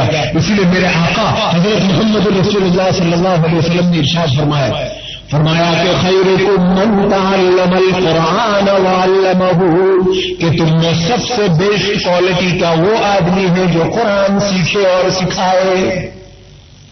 سب سے بہترین آدمی وہ ہوں جو قرآن سیکھے اور سکھلائے. اس لیے میرے دوستوں ایک حدیث میں آپ کو بتلاؤں, اس کے بعد ایک واقعہ آپ کو سنا کر اپنی بات ختم کروں گا. آپ کی آنکھ کھلنے کے لیے کافی ہے. وہ واقعہ بڑا عجیب ہے.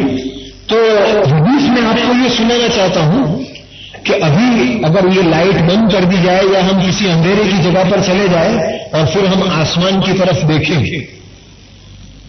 تو ہم کو پورا آسمان اندھیرا کالا کالا نظر آئے گا. صرف اسٹارز چمکتے ہوئے نظر آئیں گے. تارے جس کو کہتے ہیں, ستارے جس کو ہم کہتے ہیں, وہ چمکتے ہوئے نظر آتے ہیں. چاند اور ستارے یہ نظر آئیں گے, باقی پورا آسمان کالا نظر آئے گا. حدیث پاک میں آتا ہے. اور اصدق القائلین, سچوں کے سچے اور سچوں کے سردار میرے آقا محمد الرسول اللہ صلی اللہ علیہ وسلم نے فرمایا کہ آسمان پر رہنے والے جو فرشتے ہیں وہ جب دنیا کو دیکھتے ہیں تو ساری دنیا ان کو کالی اور اندھیری نظر آتی ہے. آسمان پر رہنے والے فرشتے جب دنیا کو دیکھتے ہیں تو ساری دنیا ان کو کالی اور اندھیری نظر آتی ہے. صرف وہ جگہ جہاں پر قرآن پڑھایا جاتا ہے وہ چاند ستاروں کی طرح چمکتا ہوا نظر آتا ہے. تو جیسے زمین والوں کو چاند ستارے چمکتے نظر آتے ہیں, ایسے آسمان والوں کو ساری دنیا کالی نظر آتی ہے. صرف وہ جگہ جہاں پر قرآن پڑھایا جاتا ہے وہ آسمان والوں کو چاند ستاروں کی طرح چمکتی ہوئی نظر آتی ہے. تو جس مکتب کے اندر قرآن پڑھا جاتا ہے, جس جگہ پر قرآن پڑھایا جاتا ہے, وہ آسمان کے لیے سورج اور چاند اور ستاروں جیسی نظر آتی ہے. اب لگاؤ کہ قرآن کی روشنی کیسے ہوگی. اور دوستو, قبر کے اندھیرے کے اندر جب انسان جائے گا تو وہاں پر بھی قرآن ہی کی لائٹنگ ہوگی, اس کے علاوہ وہاں پر کوئی لائٹنگ نہیں ہوگی. صرف قرآن کی چمک اور قرآن کی روشنی قبر کے اندر کام آئے گی. تو میں آپ کو یہ سنا رہا تھا کہ قرآن جو آدمی پڑھتا ہے اور پڑھاتا ہے وہ آدمی بھی انتہائی بابرکت بن جاتا ہے. ایک عجیب واقعہ ہمارے یہاں ہو گیا. وہ واقعہ ایسا ہوا کہ ہمارے پڑوس میں ایک صاحب رہتے تھے, مرحوم ہو گئے تھے. پڑوسی تھے, محلے کے اندر رہتے تھے, پڑوس میں تھے, بڑے بوڑھے تھے, اس لیے ہم ان کو چچا جان کے پکارتے تھے. پرانا زمانہ تھا, جب ہم اپنے بچپن کے اندر چچا جان کہتے تھے. اور آج کل تو جتنے بوڑھے وہ سب بوسے, چاہے سگا باپ کیوں نہ ہو, باپ کو بھی آج کے بوسے کہے جاتے ہیں. تو پڑوس کے اندر رہتے تھے, ہم ان کو چچا جان کہتے تھے. ہم نے ان کی زندگی دیکھا, پہلے تو ان کی داڑھی بھی نہیں تھی. مرنے سے پہلے ان کو ٹی بی وغیرہ کی شکایت ہو گئی تھی. پھر ان کا انتقال ہوا. مرنے سے کچھ پہلے انہوں نے داڑھی رکھ لی تھی اور ایک چھوٹی سی ریسٹورینٹ وہ چلاتے تھے. اور نماز وغیرہ کے معاملے میں بھی بیچارے بہت غفلت سستی برتتے تھے. حدیث میں تو آتا ہے کہ مردوں کی اچھائی تو یاد کرو, لیکن میں عبرت کے لیے ان کی حقیقت آپ کو سنا رہا ہوں کہ ان کی نماز وغیرہ کا بھی حال ہم کو معلوم ہے کہ بہت نماز بھی جمعہ سے جمعہ اور کبھی کبھار مسجد میں آ گئے, ایسی ان کی زندگی تھی. کوئی اچھی ان کی زندگی نہیں تھی, لیکن ان کی ایک خوبی تھی کہ ہمارے یہاں مکتب کے اندر قریب 22-25 کا اسٹاف ہے. تو جو ان میرڈ استاد ہے, یعنی جو شادی شدہ نہیں ہے یا جو شادی شدہ ہے لیکن ان کی فیملی ہمارے یہاں نہیں رہتی ہے, ایسے جو استاد ہیں پرائمری مکتب کے, ان بیچاروں کے لیے کھانے پینے کا مسئلہ ہوتا ہے. تو وہ اپنی ریسٹورینٹ کے اندر ان استادوں کو جو بغیر فیملی کے رہتے ہیں, اکیلے یا جن کی شادی نہیں ہوئی ہے, ان کو بہت کم پیسے میں 2 وقت کا کھانا اور صبح کا ناشتہ وہ کراتے تھے اپنے ریسٹورینٹ میں. پہلے تو وہ کچھ 5 روپے لیتے تھے. ابھی میں نے اپنے مدرس کو پوچھا جو ہمارے یہاں 30-32 سال سے ہیں, انہوں نے بتایا کہ ہم شاید 20 یا 25 روپے میں مہینے میں پورا پیٹ بھر 2 وقت کا کھانا اور صبح کا ناشتہ ان کے ریسٹورینٹ پر کرتے تھے. پھر لاسٹ میں بڑھتے 250 روپے تک انہوں نے بھاؤ پہنچایا تھا. ابھی مہنگائی کے زمانے میں پیٹ بھر کر کے 2 وقت کا کھانا کھاؤ, صبح کا ناشتہ کرو اور 250 روپے مہینے کے بنے. ایک دم واجبی سے واجبی ریٹ میں وہ مکتب کے مدرسین کو کھانا کھلاتے تھے. اور تبلیغی جماعت آتی تو ان سے کہتے کہ بھائی سالن پکا دو, روٹی میں بناؤ. چونکہ ان کی ریسٹورینٹ ایسی جگہ پر ہے جہاں ایک مسجد ہے اور مسجد کے قریب کوئی مسلم آبادی کمیونٹی نہیں ہے, اس لیے جماعت والوں کو کوئی ایسی جگہ پر دعوت بھی نہیں کرتا. ایسی جگہ پر وہ بستی ہے تو کہتے تم سالن پکا لو, روٹی میری ہوٹل سے آ جائے گی. چنانچہ ہم نے دیکھا کہ بیچارے اعمال کے اعتبار سے بھی بہت کمزور، داڑھی کا بھی ان کا ٹھکانہ نہیں، آخر زندگی میں تھوڑی بہت داڑھی رکھی تھی، ان کا انتقال ہوا، اور انتقال ہوا رمضان کی 27ویں کو، رمضان کی 27ویں کو انتقال ہوا، 27 گزری، 28 گزری اور 29ویں رات، 29ویں رات کو میرے سگے بڑے بھائی نے ہمارے ان پڑوسی کو خواب کے اندر دیکھا، خواب بھی بڑا عجیب دیکھا کہ رمضان کی رات ہے 29ویں، عالیشان باغیچہ انہوں نے دیکھا کہ خوبصورت باغیچہ ہے، اور میرے بھائی کہہ رہے ہیں کہ میں باغیچے کے اندر گھوم رہا ہوں، تفریح کر رہا ہوں، گھومتے گھومتے ایک جگہ کے اوپر باغیچے میں ٹن تھا، میں نے ٹن مارا تو وہاں ایک بہت بڑا جھاڑ تھا، تو مجھے ایسی آواز معلوم ہوئی کہ جو ہمارے پڑوس کے جو چاچا تھے، غلام نبی چاچا جن کا انتقال ہو گیا، تو مجھے کان میں ایسی آواز پڑی کہ چاچا بول رہے ہیں، تو میں سوچنے لگا کہ چاچا کا تو انتقال ہو گیا اور چاچا باغیچے میں کہاں بول رہے ہیں، تو میں خواب میں ان کو تلاش کرنے نکلا ادھر ادھر کہ چاچا کہاں ہیں اور چاچا کہاں بیٹھے ہوئے ہیں، وہ ادھر ادھر ان کو تلاش کرنے کے لیے نکلا، تو ایک کونے کے اندر ایک جھاڑ کے نیچے وہ چاچا آرام سے ٹیک لگا کر کے بیٹھے ہوئے، مجھے دور سے دیکھا تو کہنے لگے احمد بھائی اپنا تو کام بن گیا، دور سے ان کو دیکھا، ہمارے بھائی کا نام احمد ہے، انہوں نے دور سے آواز لگائی چاچا نے کہ احمد بھائی اپنا تو کام بن گیا، کہا اچھا چاچا کیسے کام بنا، تو کہا میری موت کے بعد فرشتے مجھے اللہ کے دربار میں لے گئے، اللہ کے دربار میں جب میری حاضری ہوئی تو اللہ تعالیٰ نے کہا کہ غلام نبی میں تجھے جانتا ہوں، تیری نماز کیا تھی، تیرے اعمال کیا، سب میں جانتا ہوں، لیکن تیرا ایک عمل ہے کہ تو مکتب کے مولویوں کو سستے میں کھانا کھلایا کرتا تھا، جماعتیں آتی تھی تو ان کو روٹیاں کھلایا کرتا تھا، جا اسی عمل کے اوپر ہم تجھ کو جنت نواز دیتے ہیں، اور اسی عمل کے اوپر ہم تجھ کو جنت کی دولت سے مالا مال کرتے ہیں۔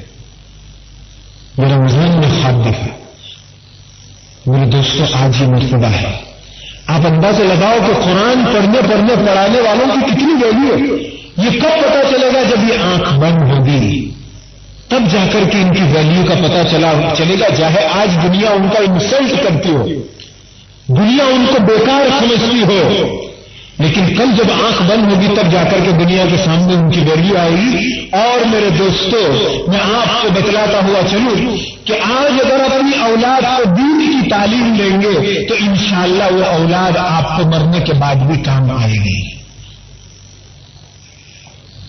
ہمارے حضرت ایک بہت اچھا شعر فرمایا کرتے تھے، فرماتے تھے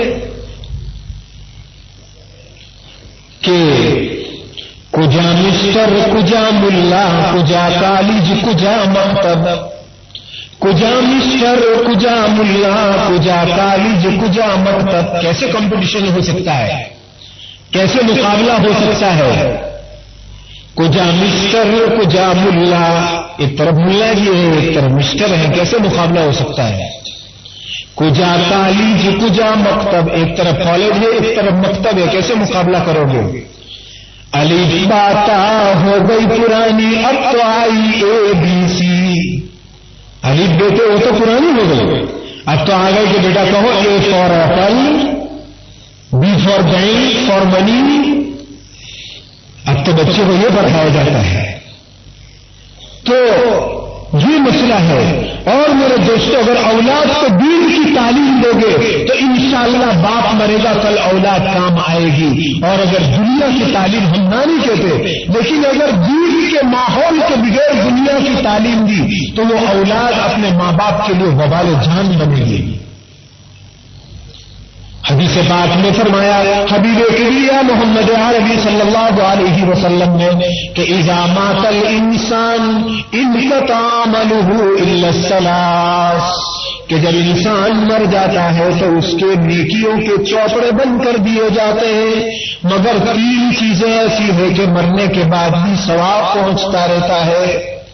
اذا مات الانسان انقطع عمله الا الثلاث، جب انسان مر جاتا ہے تو نیکیوں کی فائل بند کر دی جاتی ہے، ایک مرتبہ سبحان اللہ بھی نہیں کہہ سکتا لیکن 3 چیزوں کا ثواب اس کو پہنچتا رہتا ہے۔ ایک، اگر مسلمانوں کے لیے مسجد بنوا دی پانی کی پرب بنوا دی، غریبوں کے لیے گھر بنوا دیے، مدرسہ بنوا دیا، مسلمانوں کے لیے ہسپتال کھلوا دیا، تو انشاءاللہ قبر کے اندر اس کا ثواب اس کو پہنچتا رہے گا۔ دوسری چیز، کسی کو دین کی بات بتلا دی اور وہ خود عمل کر رہا ہے، دوسرے کو بتلا رہا ہے، دوسرا تیسرے کو بتلا رہا ہے، یہ بغیر منڈی کا دھندا ہے، بغیر منڈی کا دھندا ہے۔ ایک کو نیکی کی بات بتلائی، اس نے عمل کیا، اس نے دوسرے کو بتایا، دوسرے نے تیسرے کو بتایا، تیسرے نے چوتھے کو بتایا، چوتھے نے پانچویں کو بتایا، یہ بغیر منڈی کا دھندا ہے، وہ بھی قبر میں کام آئے گا۔ اور دوستوں میں آپ کو حدیث بتلاتا ہوا چلوں، فرمایا کہ الدال علی الخیر کفاعلہ والدال علی الشر کفاعلہ۔ میرے آقا محمد عربی صلی اللہ علیہ وسلم نے فرمایا کہ نیکی کا راستہ بتلانے والا وہ بھی نیکی کرنے والا ہے، اور برائی کا راستہ بتلانے والا وہ بھی برائی کرنے والا ہے۔ ایک بزرگ نے لکھا ہے کہ میں نے دیکھا کہ ایک مرتبہ جنگل کے اندر شیطان مٹی کھیل رہا تھا، مٹی اڑا رہا ہے اور کھیل رہا ہے، تو تعجب ہوا کہ ارے شیطان کی تو لوگوں کو انسانوں کو بھٹکانے کا کام کرتا ہے، تجھے کہاں سے چانس مل گیا کہ تو جنگل میں کھیلنے کے لیے آ گیا؟ تیرا کام ہے لوگوں کو بہکانا بھٹکانا۔ تو شیطان نے جواب دے دیا کہ جناب اب تو میرے بہت ایجنٹ ہے دنیا میں، مجھے کام کرنے کی ضرورت نہیں ہے، اب مجھے بھٹکانے کا کام کرنے کی ضرورت نہیں ہے، بہت ایجنٹ ہے، سب فری میں ہمارے ایجنسی کھولے ہوئے بیٹھے ہیں، سب فری میں ہماری ایجنسی لے کر کے بیٹھے ہوئے ہیں، وہ بھٹکانے کا کام کرتے ہیں۔ اسی لیے کہتے ہیں کہ بری صحبت سے بچو۔ ایک آدمی فلم دیکھنے جاتا ہے، دوسرے کو بھی لے جاتا ہے، ایک آدمی ٹی وی دیکھنے جاتا ہے، دوسرے کو بھی لے کر کے جاتا ہے، دونوں گناہ میں برابر۔ ایک آدمی غلط دھندے کرنے جاتا ہے، دوسرے کو بھی لے کر کے جاتا ہے، دونوں گناہ میں برابر۔ تو یہ سب شیطان کے ایجنٹ من الجنۃ والناس۔ شیطان اکیلے جنات نہیں ہوتے، انسان بھی شیطان ہوتے ہیں۔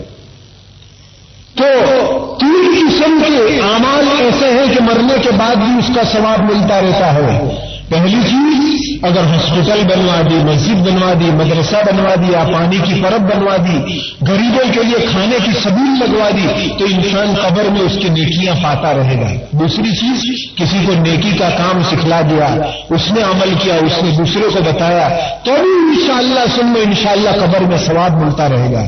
اور تیسری چیز، ولد صالح، نیک اولاد، ماں باپ کے لیے دعا کرے گی، ماں باپ قبر میں سوئے گی اور نیک اولاد اپنے ماں باپ کے لیے ایصال ثواب کرے گی، مغفرت کی دعا کرے گی، قرآن کی تلاوت کر کے بخشے گی، اور انشاءاللہ ماں باپ کو قبر کے اندر راحت اور آرام پہنچے گی۔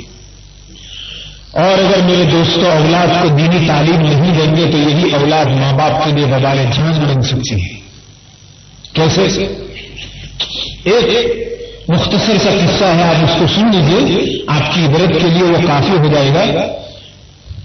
اس سے پہلے میں ونسائے کی ایک ملاقات میں اس قصے کو سنا چکا ہوں کہ ایک جگہ کے اوپر ایسا ہوا کہ ایک شخص کروڑ روپے کے مالک، ہمارے قریب کا قصہ ہے، ہم تو دنیا میں یہاں سے وہاں تک چلتے ہیں، ساری کارگزاری سامنے آتی ہے، تو ایک شخص کروڑ روپے کا مالک لیکن اولاد نہیں، کروڑ روپے کا مالک لیکن ایک بھی اولاد نہیں۔ اور اللہ کا نظام بھی بڑا عجیب ہے دوستو، فرمایا کہ یہب لمن یشاء اناثا ویہب لمن یشاء الذکور، جسے چاہتا ہے بیٹیاں دیتا ہے، جسے چاہتا ہے بیٹے دیتا ہے۔ او یزوجہم ذکرانا واناثا، اور دینے پر آتا ہے تو لڑکے اور لڑکیاں دونوں نعمتوں سے نوازتا ہے۔ اولاد دینے کا اختیار صرف اسی کے قبضے قدرت میں۔ تو یہب لمن یشاء اناثا ویہب لمن یشاء الذکور، جسے چاہتا ہے لڑکیاں دیتا ہے، جسے چاہتا ہے لڑکے دیتا ہے، اور جسے چاہتا ہے دونوں نعمتوں سے نوازتا ہے۔ وَيَجْعَلُ مَن يَشَاءُ عَقِيمًا، اور جب نہیں دیتا تو ایک بھی نہیں دیتا، دینے پر آتا ہے تو غریب کی جھوپڑی میں اتنی لائن لگتی ہے کہ سونے کی جگہ نہیں ملتی، اور نہیں دینے پر آتا ہے وہ کروڑ پتی کا پیسہ کھانے والا بھی کوئی نہیں ہوتا۔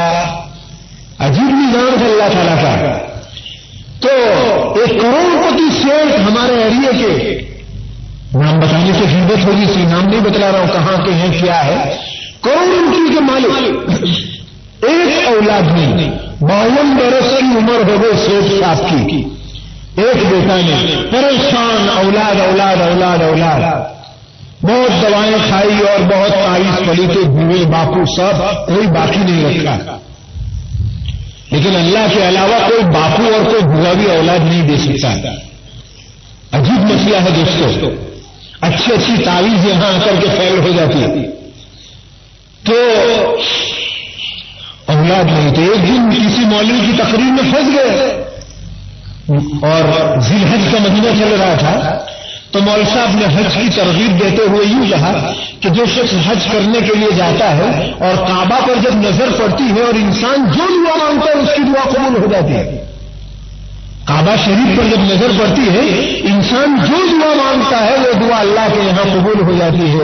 वो शेख साहब को लालच हो गई, आज तक नमाज नहीं पढ़ते थे और हज की लालच आ गई कि चलो हज करने के लिए जाए। लेकिन दोस्तों, इन्नमल आमालु बिन्निय्यात, अमल का दारोमदार नीयत के ऊपर है। हज करने के लिए जा रहे हैं, लेकिन औलाद लेने के लिए, न कि अल्लाह को राजी करने के लिए। हज में जा रहे हैं लेकिन औलाद लेने के लिए, अल्लाह को राजी करने के लिए नहीं कि अल्लाह ने मुझ पर हज फर्ज किए इसलिए मैं जाऊं, नहीं, बल्कि औलाद लेने के लिए हज में जा रहे हैं। गए, काबा पर नजर पड़ी, हाथ उठा करके दुआ मांगी कि अल्लाह तू मेरी बीवी की गोद को भर दे और औलाद को अता फरमा। वो जात तो बड़ी गफूर रहीम है, वो अपने ऊपर ईमान मान लाने वालों को देती है, तो ईमान लाने वालों को वो जात क्यों महरूम करेगी। चुनांचे हिंदुस्तान जब हज से रिटर्न हुए तो उनके लड़का पैदा हुआ, दुआ कबूल हुई, काबा पर नजर पड़ी थी, दुआ मांगी थी, दुआ कबूल हुई, लड़का पैदा हुआ। जब लड़का पैदा हो गया, अब जाहिर बात है कि 52 बरस की उम्र में करोड़पति के यहां लड़का पैदा हुआ, कितने मौज मजे के अंदर वो लड़का बड़ा हुआ होगा, किस्म किस्म का खाना पीना, उसके लिए ये कार, ये गाड़ी, ये वो सारी फैसिलिटीज उसके लिए। अब जब बहुत फैसिलिटीज उसको मिली तो वो लड़का 3rd दर्जे का आवारा बना और जाब्ता है कि औलाद के ऊपर नजर न रखो तो औलाद आवारा बनती है। आज ये मसला बहुत नाजुक होता चला जा रहा है मेरे मुसलमान भाइयों, औलाद की तरबियत का। हदीस पाक में फरमाया है कि अला कुल्लुकुम राइन व कुल्लुकुम मसऊलुन अन राइयतिही, खबरदार हो जाओ, तुम में से हर एक आदमी जिम्मेदार है और कल क़यामत के दिन तुम्हारी जिम्मेदारी के मुताल्लिक सवाल होगा कि औलाद को कैसी तालीम दी थी, कैसी तरबियत की थी। कल क़यामत के दिन सवाल होने वाला है। अला कुल्लुकुम राइन, तुम में से हर आदमी जिम्मेदार है और कल क़यामत के दिन जिम्मेदारी का सवाल होने वाला है। तो बहुत नेमत, तो 3rd दर्जे का वो लड़का आवारा बना। अब फ्रेंड्स की जो कंपनी मिली थी, और आज जब तक जेब गर्म होती है वहां तक फ्रेंड्स की कंपनी भी बड़ी होती है, जेब खाली होती है तो फ्रेंड्स की कंपनी भी कम हो जाती है। अजीब जमाना था दोस्तों। शेरी मित्रो 100 મળે, તાળી मित्रो अनेक, જેમાં सुख दुख वाणी 100 लाखन माथी एक। ऐसी कोई गुजराती शायरी किसी जमाने में पढ़ी थी हमने भी। तो दोस्तों की कंपनी, और उसके बाप के कान में आवाज पहुंची कि तुम्हारा बेटा आवारा हो रहा है, उसके ऊपर कंट्रोल करो वरना वो तुम्हारी इज्जत निकालेगा, जनाजा निकालेगा, तुम्हारा नाम बदनाम करेगा, उसको कंट्रोल करो। चुनांचे आजकल बीमारी एक ये भी है कि आज किसी के औलाद के मुतालिक बाप को कहो तो क्या जवाब देंगे, तुम अपनी औलाद को देखो नहीं, हमको कहने वाले तुम कौन हो। आज यही कहा जाता है, अपनी औलाद की कोई बुराई सुनने के लिए तैयार ही नहीं। अरे मकतब के मौलवी साहब कहेंगे तो उनकी खैर नहीं, कह देंगे मौलवी साहब 1 तारीख की छूटा तुम्हें, मेरी औलाद के लिए कहने वाले तुम मुझे कौन हो।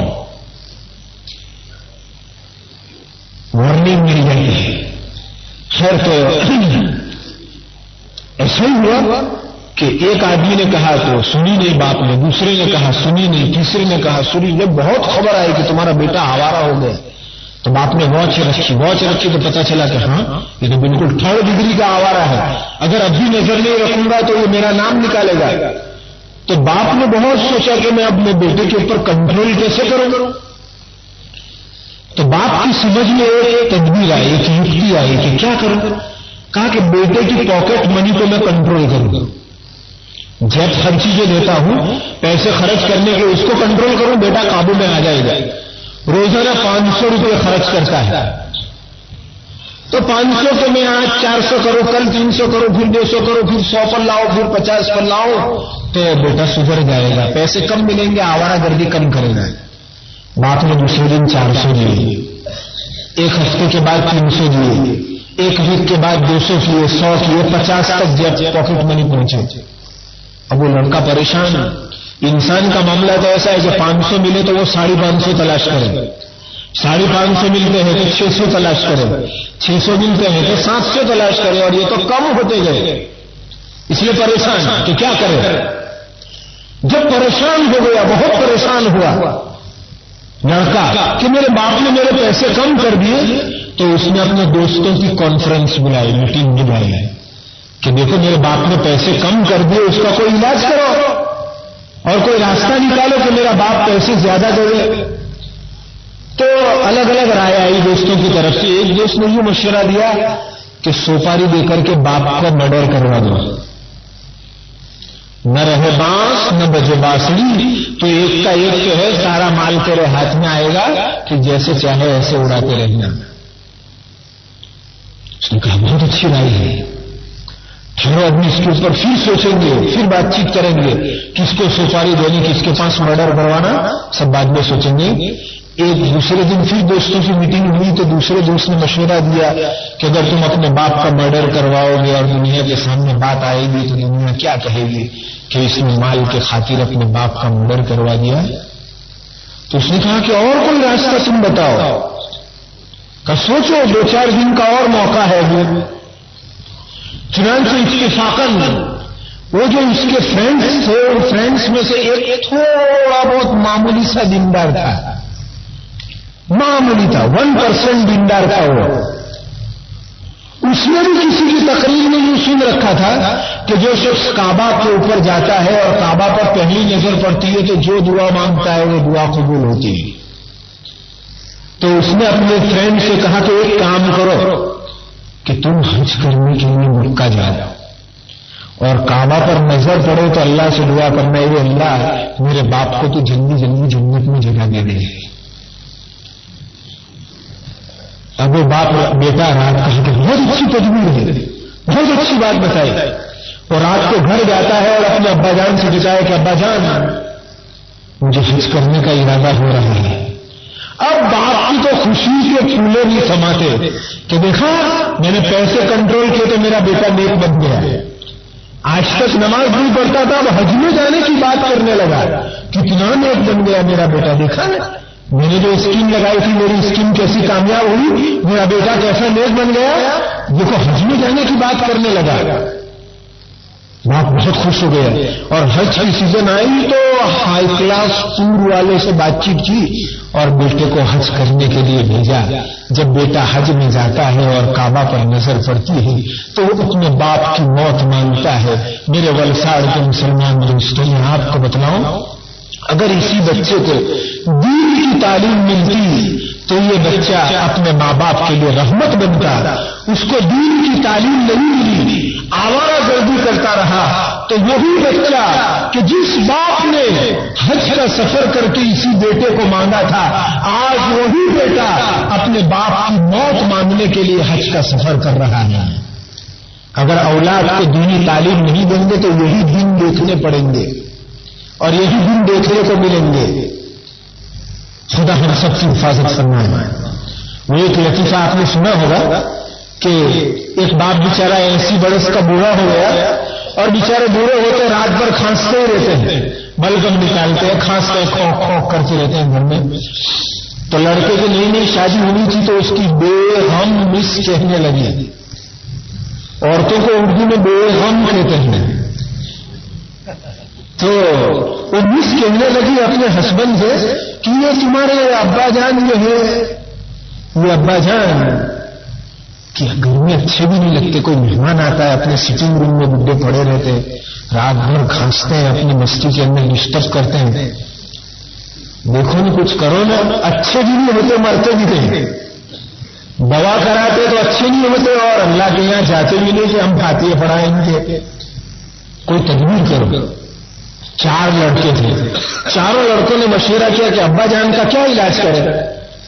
تو ایک لڑکے نے کہا کہ رات کو ہم اٹھیں گے، ابا جان کی چارپائی، پرانے بوڑھے جو ہے پارٹی کے پلنگ پر سوتے ہیں، تو کہا کہ ان کی چارپائی اٹھائیں گے اور روڈ کے بیچ میں لے جا کر کے ابا جان کو ڈال دیں گے. رات کو کوئی گاڑی آئے گی، ٹکر مارے گی، مر جائے گا بڈھا. صبح میں ہم اعلان کریں گے کہ ابا جان فجر کی نماز پڑھنے جا رہے تھے تو ٹرک والے نے ایکسیڈنٹ کر دیا. یہ تو اپنے ہاتھ میں ہے، جیسی چاہے ایسی خبر اڑانا اپنے ہاتھ میں ہے. خود گولی مارو اور خبر اڑا دو کہ وہ پولیس سے مقابلہ کر رہا تھا اور مر گیا. اپنے ہاتھ میں ہے مسئلہ، کوئی مشکل نہیں ہے. تو کہا ابا جان کو بیچ میں لے جا کر کے ڈال لیں گے، مر جائے گا، اور اس کے بعد ہم خبر اڑا دیں گے کہ ابا جان کو تو پورے ٹرک والوں نے آ کر ایکسیڈنٹ کیا، ابا مر گیا. یہ خبر چلا گئی تھی. چنانچہ آدھی رات میں جب پوری بستی والے سو گئے، دیکھا کہ کوئی جاگ تو نہیں رہا ہے. 4 بیٹے وفادار اٹھے اور ابا جان کی چارپائی اٹھائی اور لے کر کے چلنے لگے. اوپر سے بوڑھا باپ دیکھ رہا ہے کہ کہاں لے جا رہے، دیکھنے کے روڈ پر ڈالنے کے لیے لے جا رہے. جب روڈ کے کنارے پہنچے تو اوپر سے بڈھا بولتا ہے کہ اسٹاپ کر جاؤ، مجھے روڈ کے بیچ میں مت ڈالنا، روڈ کے کنارے کے اوپر ڈالنا.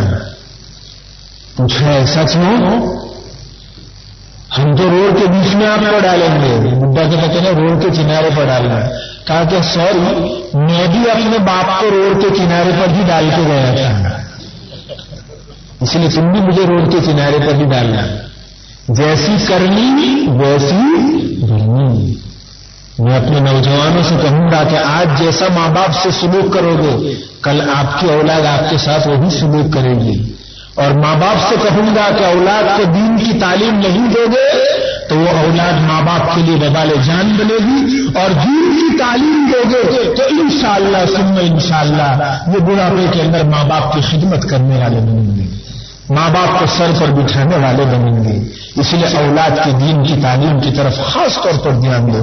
ابھی میں نے دیکھا کہ آپ کے یہاں حاضری کا بھی اسپیشل انعام دیا گیا. بہت عقل مندی کی بات ہے، کیونکہ آج کل مکتب کی تعلیم کے اندر حاضری کا مسئلہ بھی، میں کہیں بھی مکتب کے جلسے میں جاتا ہوں تو پہلے بچوں کی حاضری کی سوال کرتا ہوں کہ بچوں کی حاضری کا مسئلہ کیسا ہے.